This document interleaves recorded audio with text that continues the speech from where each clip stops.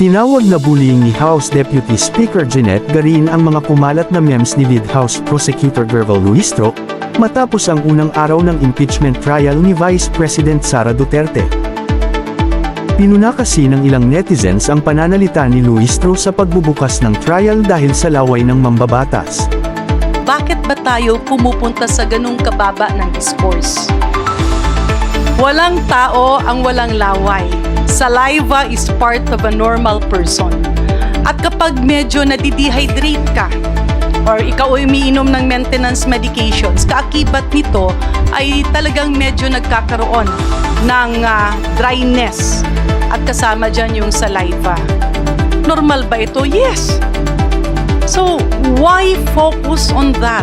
May nakita pa nga ako, no? I believe kaibigan ko rin ito at parang tila spokesperson nga nung defense panel. I'm not sure kung ano yung if the spokesperson siya. Pero nagulat ako nung sabihin niya physiologically, medically, scientifically, ang laway daw at ang sipon ay simbolo ng mga taong nagsisinungaling. My God! That's a big lie! Especially if you're a former official of the government. Hindi kasi pwedeng nililito natin. Ang sipon ay isang viral infection na nangyayari sa ating lahat. At hindi natin dapat kutsain ang isang taong sinisipon, lalo't lalo na kapag siya'y nagtatrabaho. Hindi rin natin pwedeng i-focus sa laway o kung ano man yan, kasi ang tanong doon, tama ba ang sinasabi nila? Nagsisinungaling ba yung ating mga abogado at yung ating mga prosecutors? Ginagawa ba nila ang kanilang tungkulin? Why go into a discourse?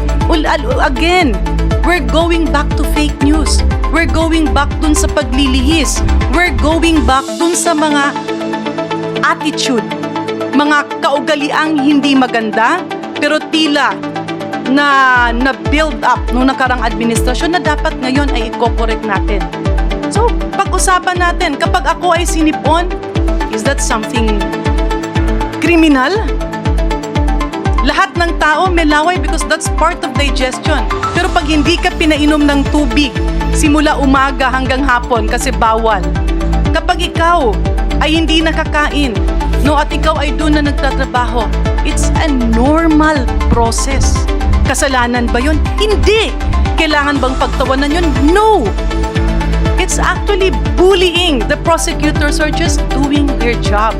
Ngayon, dapat tuldukan yan at ibalik natin sino ba ang totoong nagsisinungaling. Yung nagsisinungaling, yung pinapalabas na kasinungalingan ang naging cause ng sipon. Never in the history of the medical community has colds or sipon been a cause of lying. Kaya ibalik natin. Sa katotohanan lang po tayo, huwag po natin ilihis. Andyan na yung impeachment court. Ipagpatuloy, tuldukan at sagutin ang mga dapat sagutin. Huwag ilihis.